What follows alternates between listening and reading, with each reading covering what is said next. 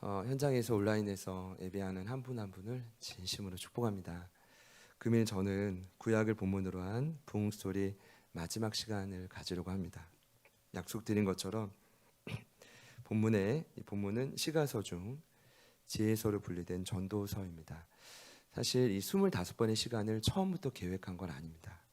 성령님의 인도하심을 간절히 구했고 연대 순으로 하나님 우리 공동체에게 어떤 일을 원하실까, 어떻게 부흥의 원리를 말씀하실까 매주 기대했는데, 제가 늘 강해 설교를 해왔기 때문에 주제 설교는 결코 만만치 않았지만 하나님이 선물을 많이 주신 것 같습니다.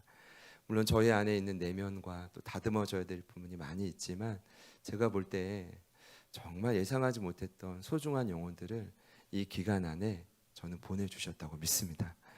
그 많은 영혼들이 또 함께 어우러져서 계속 부흥을 맛보기를 소망합니다. 네. 싫으신 건 아니시죠? 소망합니다. 네. 일부에도 여러분들이 함께 해주셨는데 한 분 한 분을 진심으로 축복합니다. 제가 이 전도서 말씀을 준비하면서 피할 수 없는 단어가 헛되다라는 단어입니다.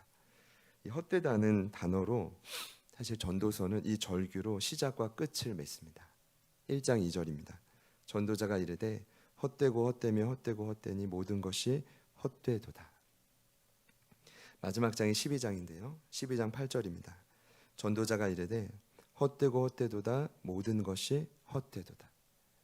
헛되다라는 단어가 무려 전도서에서만 38차례가 나옵니다.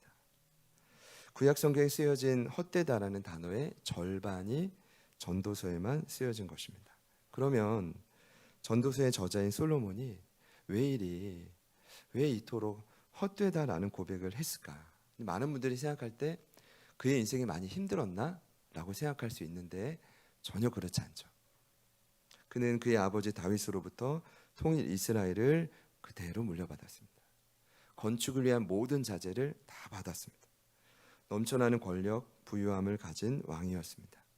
또 그의 재위 기간에는 이스라엘은 그 당시가 가장 부강했던 또 때였습니다. 수많은 주변 나라들로부터 조공을 받는 영향력이 있었습니다. 여러분, 솔로몬에게 아내가 몇 명이었는지 아시죠? 무려 1000명이었습니다. 네, 별로 놀라시지 않지만 저는 굉장히 놀랍습니다. 왜 이토록 아내를 맞이했을까? 하나님은 그렇게 기뻐하지 않았을 겁니다. 왜냐하면 하나님은 하나님 안에서만 그 힘을 찾기를 원했죠. 아마도 그 이유는 혼맥을 통해 그의 힘을 주변 나라에 계속해서 막강하다는 걸 증명하고 싶었던 것 같습니다.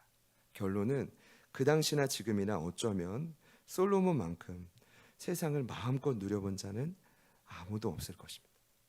그런 그가 외치는 인생의 헛됨, 이 말이 뭐죠? 아무 유익이 없다. 살아보니 아무 유익이 없다는 것은 참 충격적이자 어찌 보면 진솔한 고백이라고 생각합니다.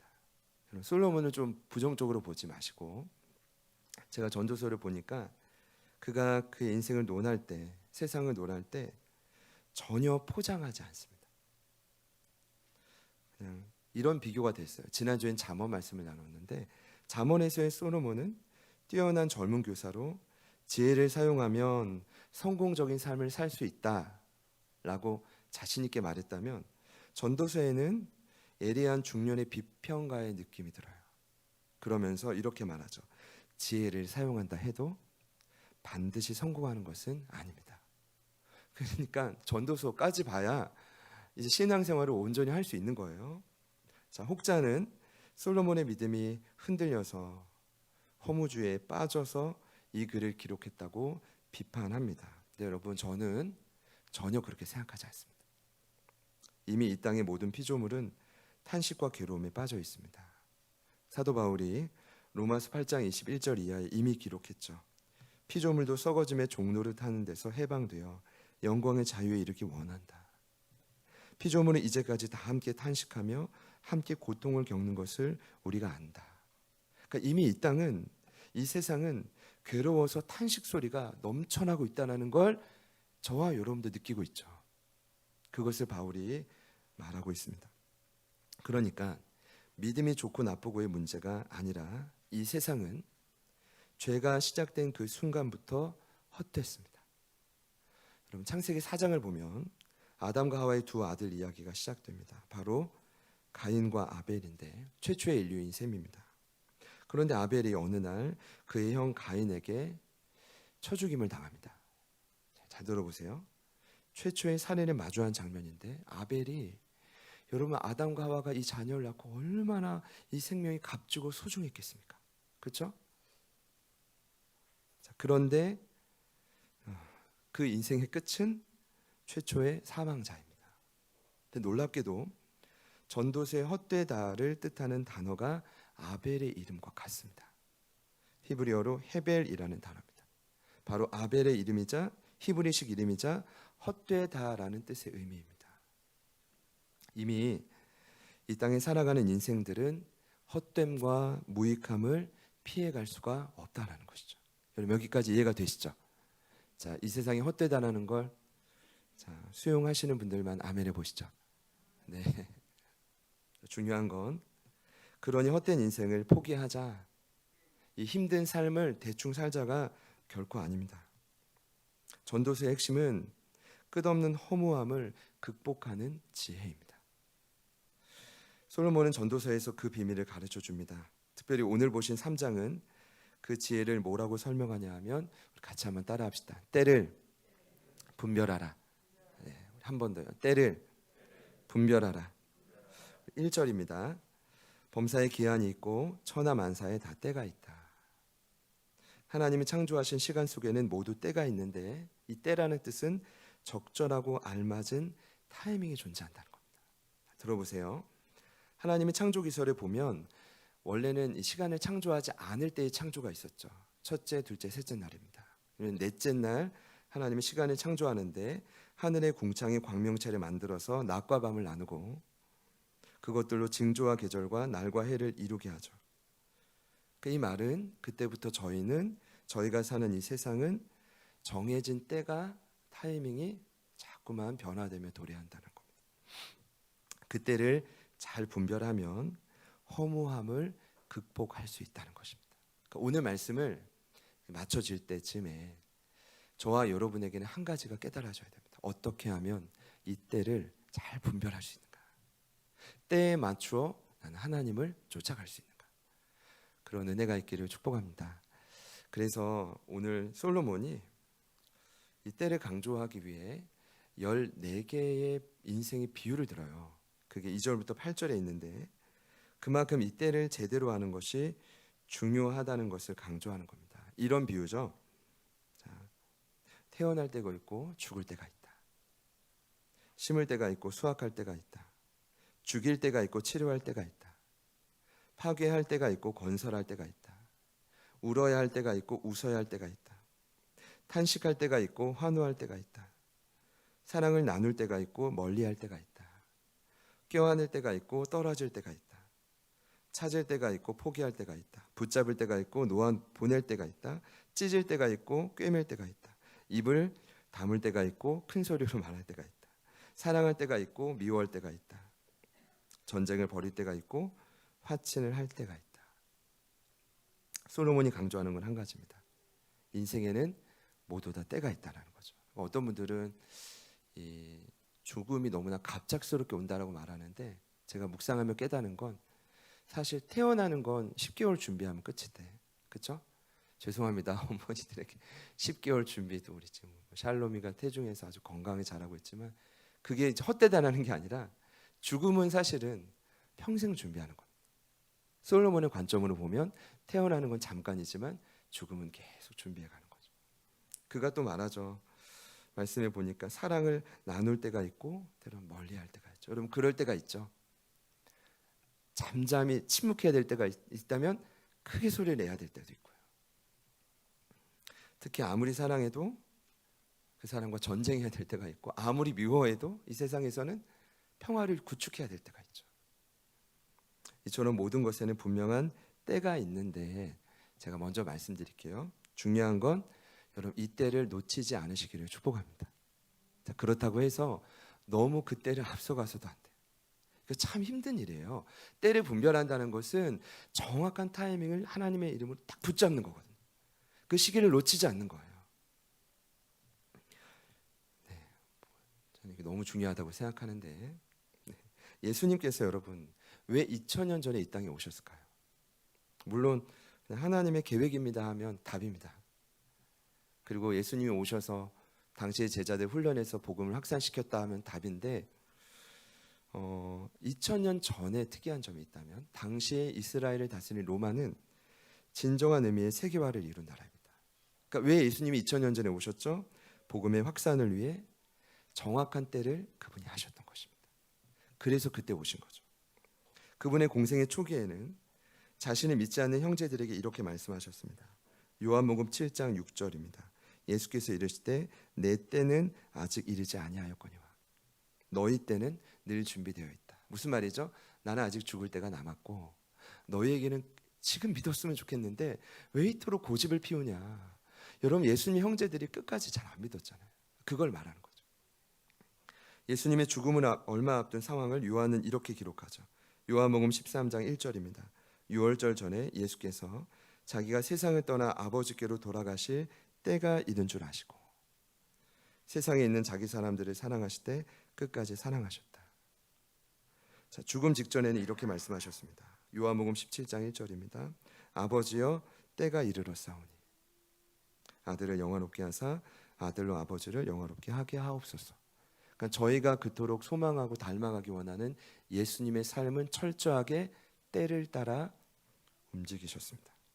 그럼 오늘 솔로몬이 이토록 강조하고 있는 때는 어떤 의미일까요? 물론 때 하면 여러분 그냥 기한이고 시기이다라고 생각할 수 있지만 히브리어로 때는 에트라는 단어입니다. 이 단어는 어떤 단어에서 왔냐 하면 아나라는 동사에서 왔는데 어원을 보면 아나라는 동사가 어떤 의미냐면 반응하다, 응답하다라는 뜻입니다. 그래서 특별히 전도서가 말하는 솔로몬이 말하는 때는 하나님의 응답인 셈입니다. 이해되시죠? 자, 그러니 때의 정의는 이렇게 내릴 수 있습니다. 하나님이 아름답게 응답해 주신 시간의 선물이라는 뜻이죠. 같이 한번 따라해 볼까요? 하나님이 아름답게 응답해 주신 시간의 선물. 네. 제가 너무 곡해한 건 아닐 겁니다. 왜냐하면 11절 서두를 보니까 이렇게 말해요. 하나님이 모든 것을 지으시되 때를 따라 아름답게 하셨다. 그러니까 오늘 말씀의 핵심인데 이게 오늘 부흥 스토리의 마지막 결론이기도 한데 때를 따라 아름답게 하셨다. 여기 아름다움이란 단순한 외모를 뜻하지는 않습니다. 그러니까 일반적으로 겉으로 드러나는 이 뷰티풀하면 그래도 저 사람 참 멋지다 이런 뜻 아닙니까?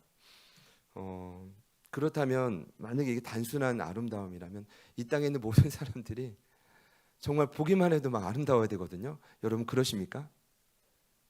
네. 여러분 스스로도 아쉬운 부분들이 조금은 있으시죠? 믿음으로 다 초월하셨습니까? 물론 그러셨을 거라고 생각합니다. 저도 사실 초월했습니다. 제가 옛날에는 키 큰 사람들 좀 보면 저도 이제 180 조금 안 되니까 조금만 더 키가 컸다면, 근데 그런 생각을 이제 전혀 안 합니다. 저는 제 키에 감사하는데 유온이를 보면서 아빠가 조금만 더 컸다면 네가 늦게 자고 뭘 하든 유전적으로 클 텐데 이런 생각 가끔 해요. 가끔. 과거에 이제 연예인들을 좀 잠깐 보면 제가 제 얼굴에는 굉장히 만족하지만 조금씩 아쉬운 부분들이 있거든요. 저 모습만 좀 닮았다면, 저게 조금만 더 저렇게 생겼다면 나도 키 때문에 좀 어려웠겠지만 해볼 만했을 텐데 라는 생각을 했죠. 근데 이제 제가 이렇게 말씀드린 이유는 여기서의 때를 따라 아름다움은 뷰티풀이 아니에요. 여기서의 아름다움은 히브리어로 야페라는 뜻인데 아름다움의 가장 근접한 정의는 적절함이란 뜻입니다. 마치 어떤 학자가 이렇게 비유하더라고요. 솔로몬의 성전 건축 시에 필요한 자재들이 모두 연결될 때 여러분 놀라운 일이 있었죠. 방망이나 철 연장 소리가 들리지 않았어요. 제 말이 아니라 진짜입니다. 열왕기상 6장 7절을 보면 쪼개고 깨고 부수는 소리가 전혀 나지 않았대요. 너무 신비롭지 않아요? 무려 7년 동안 솔로몬이 14년 자기 왕궁 지었네. 성전은 7년 만에 지었지만 어쨌든 7년 동안 건축 현장에서 연장 소리가 어떻게 들리지 않을 수 있을까? 방법이 현장에서 그 자재를 맞추지 않고 근처에서 치수에 맞춰 모든 자재들을 정확히 깎고 끌고 다듬어서 현장에서는 정확하게 그 위치에 딱 두었대요. 그러니까 이것이 굳이 깎지 않아도 정확하게 탁탁 들어맞는 거죠. 그것이 바로 아름다움입니다. 그것이 바로 적절함이고, 사실 그래서 이 아름다움, 적절하다를 표현할 때는 정확함이라는 단어를 쓰지 않으면 설명이 안 돼요.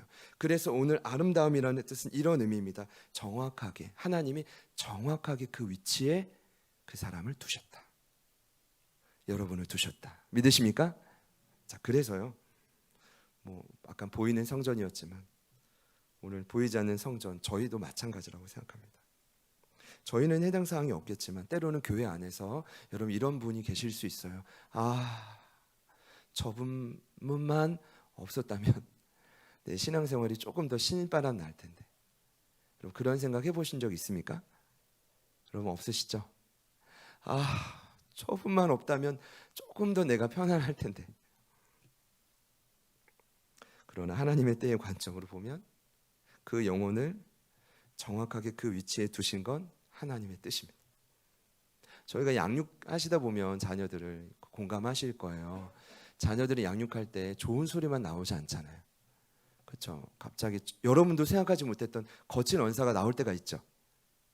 욕이라고 굳이 말하지 않겠습니다. 근데 생각하지 못했던 말이 내 입에서 어떻게 나오지? 라는 거죠. 분명히 하나님의 뜻인데 하나님이 내 역량을 알아서 맡기신 자식임에도 그럴 때가 있죠. 부부간에도 사실은 예측하지 못하는 행위들이 나올 때가 많습니다. 그러나 저는 오늘의 기점으로 이렇게 좀 말씀드리고 싶어요. 모든 자리가 하나님의 때에 정확한 위치에 놓여져 있다는 거 믿으시기를 축복합니다. 자, 그런 의미로 우리 옆에 있는 분들께 이렇게 한번 진심으로 축복해 봅시다. 당신은 실수가 아니었습니다. 여러분 인정하시나요? 아직도 인정하고 싶지 않아요. 그러니까 아멘이 저는 어려울 거라고 생각합니다. 사실은 가정에서도 오늘 온라인으로 예배하시는 분들 한번 해보세요. 진심으로 된다면 할렐루야입니다. 그러면 이 말씀을 들을 필요가 없죠. 이미 적용하고 있는 겁니다. 한 번 더 축복해 봅시다. 당신은 나를 위한 완벽한 계획이었습니다. 그렇죠. 부모님도 자식도 우리가 공동체에서 만난 한 영혼도 하나님의 정확한 위치에 때에 따라 아름답게 하신 거죠. 저는요 오늘 이 말씀을 준비하면서 그 광활하다고 하는 이 전도서의 핵심 주제 1시간밖에 없잖아요. 분명히 알게 되었어요. 결론은 그렇습니다. 비록 허무한 세상이지만 선물과 같은 정확한 하나님의 때를 기다릴 수 있으면 우린 승리할 수 있다. 우리가 그 때를 쟁취할 수 있다면, 놓치지 않는다면 우리는 계속해서 부흥할 수 있다. 오늘 읽지 않았지만 13절에 솔로몬이 이렇게 말해요. 사람마다 먹고 마시고 수고함으로 낙을 누리는 그것이 하나님의 선물인 줄 또한 알았다. 여러분 이런 거예요. 그때는 몰랐지만 지나고 보니까 그때가 하나님의 정확한 타이밍이었구나. 할렐루야. 그런 때는 그 고백을 하고 있는 거죠. 자, 오늘 말씀에서 그럼 가장 중요한 건 끝이 아니라요. 그때를 저와 여러분이 어떻게 기다려야 하는가입니다. 잘 한번 들어보세요. 이것이 오늘 솔로몬이 전도자로서 전도서를 통해 저희들에게 전하고 싶은 부흥의 원리입니다.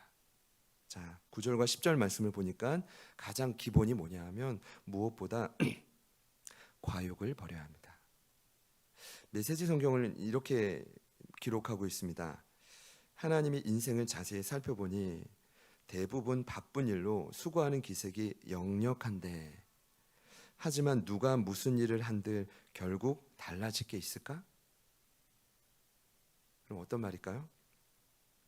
인생의 때를 비유를 들어 실컷 소개하고 어쩌면 솔로몬이 지금 부정적인 이야기를 하는 겁니다. 솔로몬이 여기서 하고 싶은 말은 뭐냐면 결국 인간의 수고와 애씀이 자신에게 가장 알맞은 때를 결정할 수 없다는 거예요. 이 말이 뭐냐면 반대로 해석하면 이런 거죠. 하나님의 때를 이해하지 못한 인생들이 과욕을 부리고 과로하는 것은 헛수고다. 이 땅을 살아가는 수많은 사람들이 하나님의 하나님의 때에 대한 관심이 없이 하나님의 때가 언제지라고 기도함 없이 과로하고 과욕하는 것은 아무 소용이 없다는 거예요. 이해가 되십니까? 근데 왜 자꾸 과욕할까요? 근데 왜 자꾸 실수하죠? 왜 저와 여러분의 삶에 이때가 아닌데 나 또 오늘 실수했어, 하지 말아야 될 말이, 행동들이 왜 그때 자꾸 반복되는 거죠? 제가 볼 때는 사람의 마음속에 무언가 자꾸 나의 인생의 가장 정확한 때를 좌지우지하고 싶은 마음이 있는 것 같아요. 근데 오늘 솔로몬이 먼저 말합니다. 그 과욕입니다. 그렇게 할 수 없습니다. 근데 왜 이토록 이렇게 과욕하고 실수할까? 가장 근본적인 원인은 아마도 정확한 하나님의 때를 기다리기가 그만큼 어렵기 때문이 아닐까. 여러분 어떠세요? 하나님의 때가 있다는 걸 믿으십니까? 나의 인생에 가장 완벽한 때가 또다시 올 거라고 믿으시죠? 그런 기대감이 회복되셔야 돼요. 예배를 통해. 그러면 그 때를 여러분은 얼마만큼 성실히 기다리고 계신가요? 제가 전도서를 통해 한 가지 확신하는 건, 하나님은 하나님의 사람을 세우는 데 있어서 필수 조건이 있다. 그게 뭘까요? 시간입니다. 모세에게는 이집트 왕자로서의 40년도 필요했고 광야의 40년도 필요했습니다. 막 성장할 때도 있지만 아무것도 아닌 존재로 묵묵히 잠잠할 때가 필요했죠. 요셉에게는 아버지와 형들과 함께한 사랑받는 17년도 중요했지만 억울하게 잡혀가 종으로 옥살이로 보낸 13년도 필요했습니다. 저희가 최근 묵상하고 있는 아브라함 인생을 보면 이 정확한 때가 등장합니다. 시기를 아주 정확하게 성경은 짚고 있습니다. 75세에 그가 처음 부름받을 때 그는 익숙한 곳을 떠나야만 했던 때였습니다. 그때는 떠나야 돼요. 약속을 기다리며 11년을 요동치며 격동의 시간을 보냈던 때는 여러분 믿음이 왔다 갔다 할 때입니다. 따라해 보세요. 왔다 갔다. 제가 언젠가 이렇게 말씀을 했는데 아브라함도 별거 아니더라고요. 살았다 죽었다를 얼마나 반복하는지 모릅니다.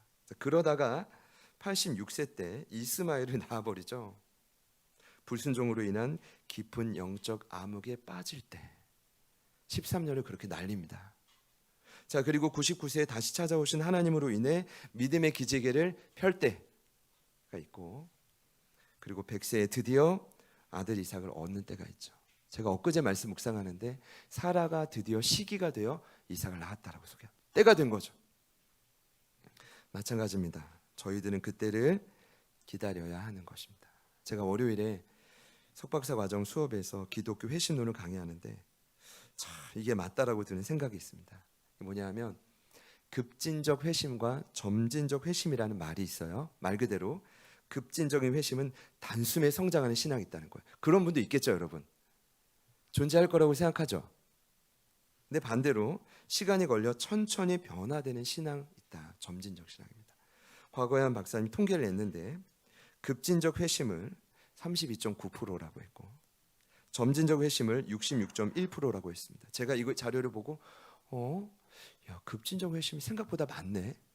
왜냐하면 현장은 그렇지 않거든요. 성장했다 싶으면 또 넘어지고 또 쓰러지잖아요.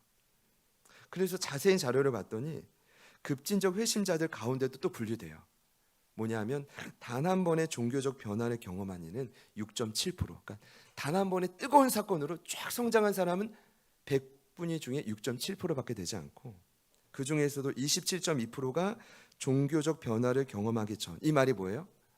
죄에서 돌이켜서 하나님을 향해 살아있는 믿음을 지속적으로 발휘하기까지가 27.2%였다는 거예요.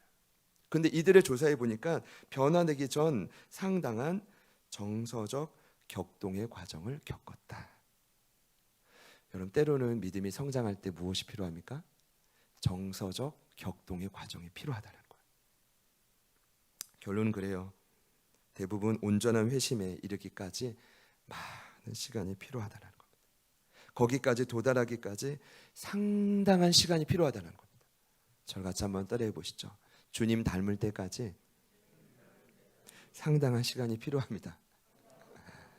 옆에 있는 분들께 한 번 더 축복합시다. 당신을 보니 시간이 많이 필요할 것 같습니다.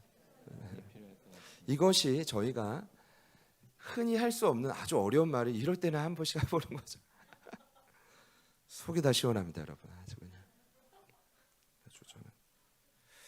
그래서 시간을 어떻게 견디게 해줘야 되는가? 지금 전도서가 지금 같이 죽자는 게 아니라 그렇게 때를 좀 기다리자는 말입니다. 어떻게 기다려야 할까요? 오늘 11절에 그 정확한 답을 가르쳐주고 있습니다. 우리 11절 말씀을 마지막으로 다 함께 읽겠습니다. 시작. 하나님이 모든 것을 지으시되 때를 따라 아름답게 하셨고 또 사람들에게는 영혼을 사모하는 마음을 주셨느니라. 그런 하나님이 하시는 일의 시종을 사람으로 측량할 수 없게 하셨도다. 아멘. 아까 14가지 인생 비유가 도움이 될 수 있겠지만 오늘 말한 이것이 아름다운 정확한 때를 기다리는 가장 중요한 핵심입니다. 첫 번째는 영혼을 사모하는 마음. 이 말은요, 영원한 천국이 있기에 이 땅에서 겪는 불편함을 견디라는 뜻입니다. 때론 부족하고 억울하고 아파도 하나님 나라를 사모하며 버티라는 의미입니다. 사도 바울이 로마서 8장 18절에 이렇게 말했죠. 생각하건대 현재의 고난은 장차 우리에게 나타난 영광과 좋게 비교할 수 없다. 믿으시는 분들만 아멘 해보시죠. 여러분 이 마음 있으십니까? 현재의 고난은 끊임없지만 장차 나타날 영광과 비교할 수 없다. 할렐루야. 이것으로 로마 교회는 좀 족하지 않았는지 시간이 좀 지나고 직접적으로 하나님 나라를 언급해요. 로마서 14장 17절입니다. 하나님의 나라는 먹는 것과 마시는 것이 아니다. 오직 성령 안에 있는 의와 평강과 희락이라. 어떤 뜻입니까? 비록 세상에 살지만 이 허무한 세상을 살지만 뜻대로 안 되는 세상을 살지만 우리 성령님 안에서 영원한 천국의 소망이 지금 내 심령에 임하면 나는 먹고 마시는 세상의 기준에 흔들리지 않겠다. 더 나아가 하나님이 주시는 의와 평강과 기쁨을 누릴 수가 있다. 바로 이것이죠. 이것이 어찌 보면 영혼을 사모하는 마음에 대한 해석이 맞을 겁니다. 근데 여러분, 제가 이렇게 정의를 내렸는데 이 해석이 그렇게 달갑지 않은 거예요. 너무 정답인데 과연 솔로몬이 영혼을 사모하는 마음이란 이런 뜻일까? 너무 나는 바울 신앙에만 몰입되는 거 아닌가? 이런 생각을 하면서 지난주가 마침 잠언서였죠. 오늘 이제 전도서인데 여러분 잠언의 저자였던 솔로몬이 잠언에서의 영혼은 여러분 누굴 가르치는지 아십니까? 잠언에서의 영원함은 지혜의 시작, 지혜의 근본, 지혜의 제1 대신 누구를 의미하냐면 하나님을 의미해요. 그래서 영혼을 사모한다라는 말은 뭐냐 하면 영원토록 계신 하나님께 집중한다는 뜻이에요. 제가 이것을 쉽게 적용해 보면 이런 뜻일 겁니다. 영혼을 사모한다는 것은 영원하신 하나님께 주파수를 맞추고 이제는 그분의 시성으로 허무한 이 땅을, 악한 이 땅을 다시 바라보는 것입니다. 찰스 콜슨이라는 학자가 하나님을 경외하는 것을 뭐라고 표현했냐면 하나님께 주파수를 맞춘다라고 표현했다고. 그러니까 저는 이렇게 해석하고 싶어요. 영혼을 사모한다, 하나님을 사모한다, 집중한다는 건 결국 뭡니까? 우리의 다른 쓸데없는 불필요한 주파수를 다 버리고 하나님께만 집중하는 거. 그럼 그 고지에 계신 영원하신 하나님과 함께 다시 이 땅을 바라보게 되죠. 그럼 내가 지금 어떤 순간에 어떤 자리에 있는지가 확연히 보이게 되는 거죠. 여러분 기도하시다가 이렇게 느껴보셨잖아요. 안 느껴보셨어요? 기도하면 뭔가 좀 이렇게 영혼이 막 고지로 올라가. 제가 너무 신비로운 얘기를 합니까? 하나님과 하나가 돼서 내 인생에 뭔가 프레임처럼 쫙 지나가는 그런 거 느껴보시지 않았습니까? 우리 인순 전사님 느껴보셨죠? 네, 많은 분들이 느껴보셨을 겁니다. 아멘이시죠? 네, 그 이야기인데 저희가 어떤 도시를 가도 전망대에 잘 가죠. 그 높은 곳에 가면 도시를 그 주변에 한눈에 조망합니다. 볼 수 없을 것 같은 먼 영역도 보일 때가 있죠. 물론 이제 운전하다 보면 도로가 쫙 뚫릴 때 제가 이제 산은 잘 모르는 이제 저 산이 관악산인가 북한산인가 하여튼 멀리 보일 때가 있죠. 높은 곳에 가면. 제가 군에 입대할 때 꿈이 있었습니다.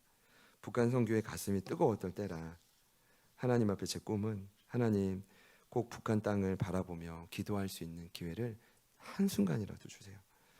그리고 제가 후반기 교육을 마치고 참 많은 동기들과 함께 기차에 탔는데 다들 북쪽으로 가면서 다 내려요. 안녕 안녕 헤어지자 우리 다시 만나자 편지 쓰자 하다가 결국 저를 포함한 동기 딱 2명만 저를 포함한 2명만 강원도 고성 최전방까지 올라갔어요. 야, 하나님이 이런 기도를 확실하게 들어주시는구나. 나를 올리는구나. 그러다 나중에 보직까지 바뀌어서 저와는 어울리지 않지만 총포 장비를 검열하고 정비하는 보직을 맡게 됐어요. 그러다가 GOP에서 한 소초에 갔을 때 한 전망대의 장비를 통해 북한 땅을 봤죠.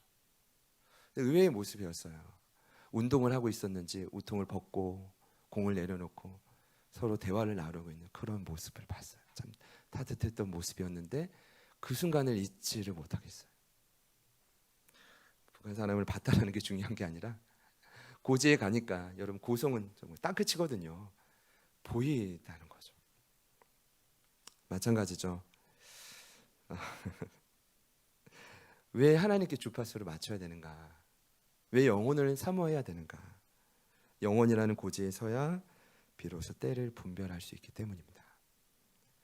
비록 이 땅에 살지만 기도를 통해 여러분이 영혼의 전망대에 이르러야 수많은 나무에 휩싸이는 게 아니라 인생의 숲 전체를 조망할 수 있게 된다. 여러분 놀랍게도 오늘 영혼을 사모하는 마음, 이 히브리 성경의 원뜻은 이런 뜻이라고 합니다. 과거와 미래를 생각하는 감각. 너무 멋지지 않아요? 주님과 함께 이 세상을 바라보면 내 영혼에 과거와 미래를 생각하는 분별력이 생긴대요. 할렐루야. 이게 무슨 뜻입니까? 내 과거가 분석이 돼요. 미래가 소망이 되고 어떻게 진행될지. 그래서 여러분 중요한 게 뭔지 아십니까? 과거와 미래를 분석하다 보니까 현재 내 삶이 시간의 창조자이신 그분 안에 있다라는 확신이 생겨요. 그거면 되는 거예요. 믿으시죠? 확신이 생기면 그때가 언제인지 몰라도 가장 아름다운 그때를 저희들은 기다릴 수가 있습니다. 확신이 있으면.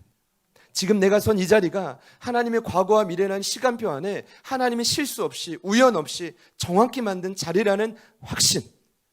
그 확신이 오늘 여러분에게 부여되기를 축복합니다. 이게 영혼을 사모하는 자에게 주어지는 선물이죠. 저희 교회가 이제 7살이 되었습니다.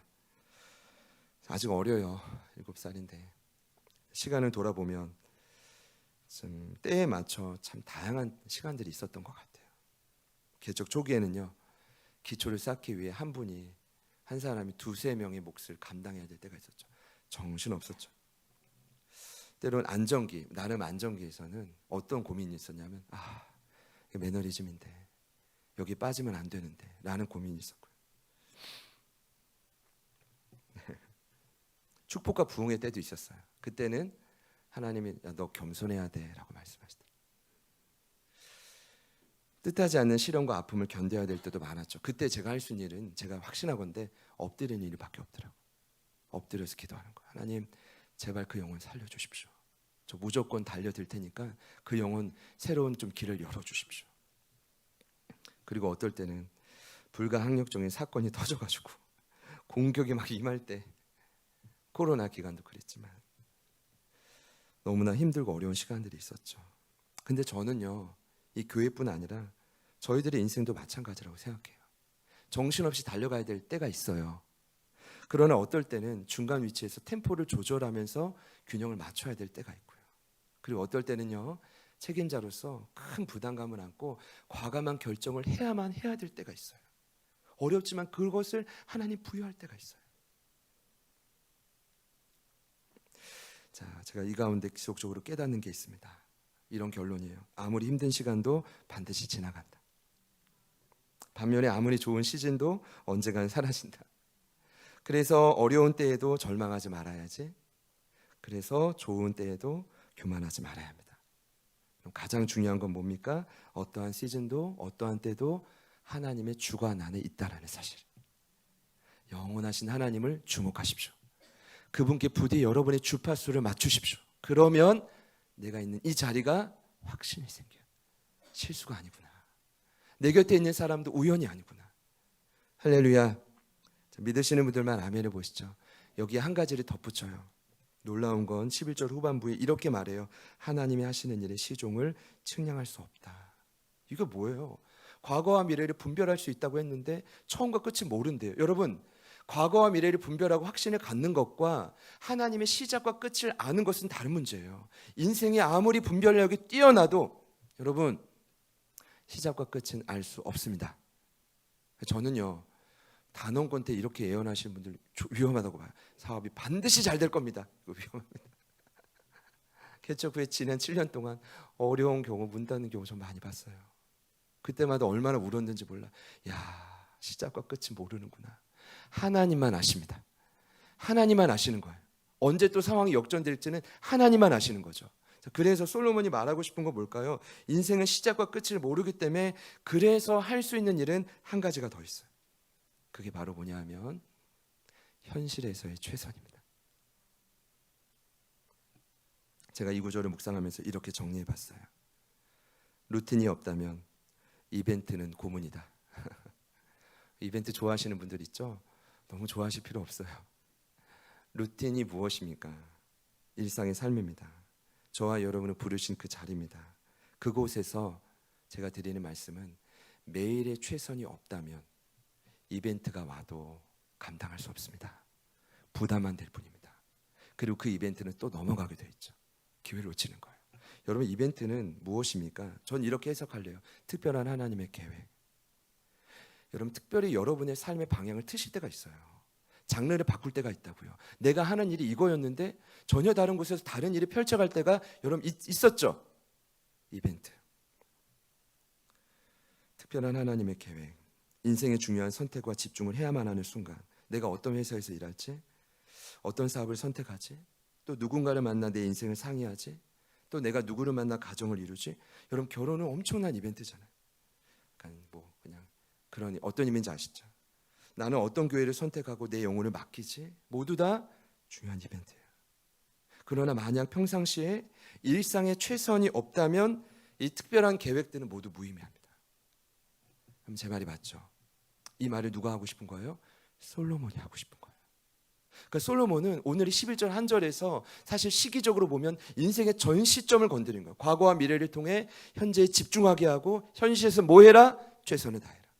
시작과 끝을 모르니 최선을 다하며 하나님의 때, 그 완벽한 이벤트를 준비해라. 그릇이 준비 안 됐는데 어째 하나님의 생명을 담을 수가 있겠습니까? 사랑하는 여러분, 10월 10일이면 저희 교회 위대한 한 커플이 이벤트를 합니다. 결혼을 해요. 제가 참 감사하다는 생각이 들어요. 다른 걸 다 떠나서요. 우리 하영 전사님, 담비 간사님 결혼을 하면, 야, 우리 교육자 6분인데 그 안에 커플이 2커플입니다. 그렇죠? 여러분 별로 그냥 그러려니 하시겠지만 이분들이 한 10년의 삶을 저는 다 아니까 너무너무 신기한 거예요. 그리고 어떠한 과정으로 최선을 다해 여기까지 왔는지 알아요. 만약 그때 하영 전사님이 당한으로 이사 오지 않았다면, 담비 간사님이 정말 믿음으로 취업 전에 빌라의 원룸으로 이사 오지 않았다면, 만약 두 분의 만남이 이어지지 않았을까? 이어졌을까? 만약 제가 믿음으로 과감히 결단 내리고, 야, 무보수로 유치부를 열심히 섬겨야 돼, 그 간사의 자리에 담비 간사님을 세우지 않았다면, 그래서 여러분, 제가 두 분이 이어졌다는 게 아니라 그냥 돌아보니까 너무너무 감사한 거예요. 많은 분들이 이런 생각 하실 수 있어요. 지금 제가 느낌을 보니까 결혼해봐라, 그게부터 시작이다. 알아요. 그래도 저는 두 분은 지금까지 최선을 다했기 때문에 앞으로도 최선을 다할 거라고 믿습니다. 그러니까 일상이 있으니까요. 그 이벤트는 더 성장하는 계기가 될 거예요. 여러분은 어떻습니까? 여러분의 루틴은 얼마나 최선을 다하고 계신가요? 하나님의 이벤트를, 그 아름다운 때를 맞이할 준비를 하고 계십니까? 부디 솔로몬의 이 마음을 헤아리시고 적용하시기를 축복합니다. 말씀을 맺겠습니다. 저는 마지막 스토리에서 이렇게 나누고 싶은데, 오늘 예배하는 저와 여러분에게 하나님의 선물의 때가 아직 무수히 준비되어 있다고 믿습니다. 과거를 돌아보면 선물도 많았지만 하나님은 그때를 아주 멋지게 준비하신 분이더라고요. 중요한 건 그런 하나님은 내가 기대하고 있느냐, 그때를 성실히 준비하고 있느냐. 부흥은 그때를 기다리는 것입니다. 그 정확한 때, 하나님이 정하신 아름다운 때를 기다리는 것입니다. 그때를 기다리기 위해 오늘 예배하는 여러분들께 축복합니다. 더욱 하나님께 주파수를 맞추시기를 축복합니다. 더 나아가 오늘도 여러분의 삶을 최선으로 올려드리시기를 축복합니다. 우리 사랑 인사할 텐데 이제 마지막 순서입니다. 우리 이렇게 자신에게 먼저 한번 선포합시다. 때를 잘 기다립시다. 결국 이 싸움인 거예요. 내가 얼만큼 그 정확한 때를 잘 기다리고 놓치지 않는가. 우리 옆에 있는 분들께도 한번 축복합시다. 때를 잘 기다립시다. 온라인으로 예배하는 분들께 또 우리 서로 또 자신에게 마지막으로 한번 선포합시다. 그래서 최선을 다합시다. 제가 할 수 있는 일은 여기까지입니다. 여러분의 몫으로 이 부분을 함께 치고 갈 때 시간이 흐를수록 하나님의 이벤트가 더 멋있게 등장하고 그때가 아름답게 적용되고 부흥하기를 축복합니다. 네. 우리 그런 마음으로 같이 한번 찬양하겠습니다.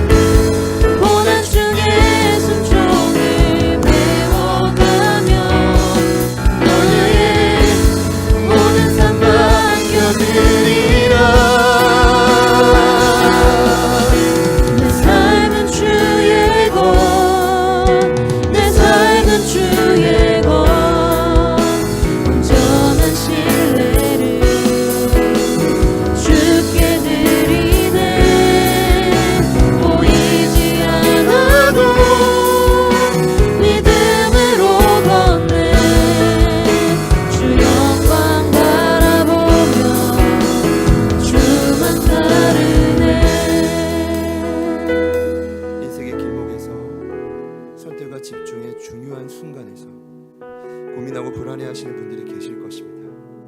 이 시간 솔로몬은 말하죠. 영원하신 하나님을 사모하라. 그분께 우리의 주파수를 맞춘다면 우리는 흔들림 없이 하나님이 예비하신 그 완벽한 때를 향해 이 길을 걸어갈 수 있을 것입니다. 그렇게 걷기 원하시는 분들이 계실 겁니다. 이 시간 반주하고 또 찬양해 주실 때 이 시간 합심하여 기도하기 원합니다. 하나님, 내가 영원하신 주님께 집중하겠습니다. 나의 모든 인생의 주파수를 주님께 맞추겠습니다. 주님의 시선으로 나의 인생을 바라보게 하시고 또 내가 부르신 이 자리에서, 확신을 갖는 이 자리에서 최선을 다해 그때를 기다리고 준비하는 하나님의 사람들이 되게 하여 주십시오. 우리 기대하는 마음으로, 우리 그 부흥의 때가 아직 도래하지 않았음을 믿는 마음으로 이 시간 주님 이름 부르신 후에 간절히 한번 기도하십니다. 주님,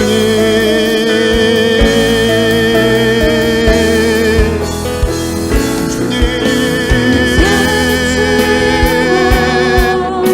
내 삶은 주의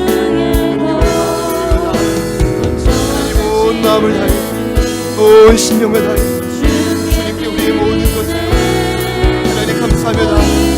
무엇보다 모든 생각과 주관을 주님께 집중하고 하나님 우리의 마음과 생각이 흔들리지 않게 하는 실수 없이 우리를 인도하시는 이 현장 가운데 하나님 우리가 확신을 가지고 최선을 다해 그때를 준비하게 하여 주십시오. 부흥의 때를 기다리는 것이 하나님 부흥을 위한 원리임을 믿습니다. 허무한 이 세상이지, 답답하고 억울하고 때로는 흔들리고 아픈 이 세상이지, 수많은 육체의 실수로 우리는 아파하고 흔들리고 넘어질 수 있지. 때로는 억울한 건 수많은 문제로 하나님 가정과 사업과 일자리에서 넘어질 때가 있지. 주님께서 우리의 삶을 이끌어가시고 주님께서 우리의 인생을 이끌어가시고 하나님 믿음으로 반응하게 하여, 믿음으로 반응하게 하여 주시고 좁은 길을 걸어가게 하여 주시고 끝까지 주님을 따라가게 하시고 때에 맞춰 하나님의 사명을 이룬 주님과 같이 우리의 인생이 변화되기를 소망합니다. 성령님 놓아주시고, 성령님 놓아주시고 하나님 사명의 우리가 걸어가는 길 결코 만만치 않아. 그렇게 되면 하나님 깨닫게 하여 주십시오. 그렇게 되면 더욱 기도를 통해 영혼을 사모하며 그곳에 서서 하나님과 이 땅을 바라보는 눈으로 알아가여 주십시오. 우리 인생을 바라보고 서로를 바라보는 눈으로 알아가여 주십시오. 때에 따라 아름답게 하시고 때를 따라 아름답게 하시고 때를 따라 아름답게 하시고 그때가 우리에게 부여되어 있습니다. 그때가 우리에게 준비되어 있습니다. 성령님 도와주시고 성령님 역사하여 주시고 성령님 일하여 주시고 성령님 도와주시고 주님께 맡겨주시고 주님께 올려주시고 준비하시고 그대가 있을 것을 믿기에 준비하는 걸어가신 하나님 도와 성령님 도와 믿음으로 걷네. 주 영광 바라보며 주만 따르네. 내 삶은 주의 것, 내 삶은 주의 것, 내 삶은 주의 것, 온전한 신뢰를 주께 드리네. 보이지 않아도 믿음으로 걷네. 주 영광 바라보며 주만 따르네. 솔로몬과 같이 이 땅의 허무함으로, 이 땅의 죄악성으로 무너지고 쓰러지고 낙심한 저희들의 심령이 있습니다. 그러나 다시금 믿음으로 주님을 바라봅니다. 우리를 너무나 잘 아시고 완벽하게 하시는 그 하나님께서 때를 따라 아름답게 하시는 그 역사가 우리를 위해 준비되어 있음을 믿습니다. 그렇기 때문에 모든 주파수를 주님께 맞추고 그 영원한 고지에 올라 주님과 함께 이 세상을, 우리의 인생을 바라보는 저희 모두가 되게 하여 주시옵소서. 간절히 바라기는 저희가 그토록 소망하는 예수 닮은 제자가 되기를 소망합니다.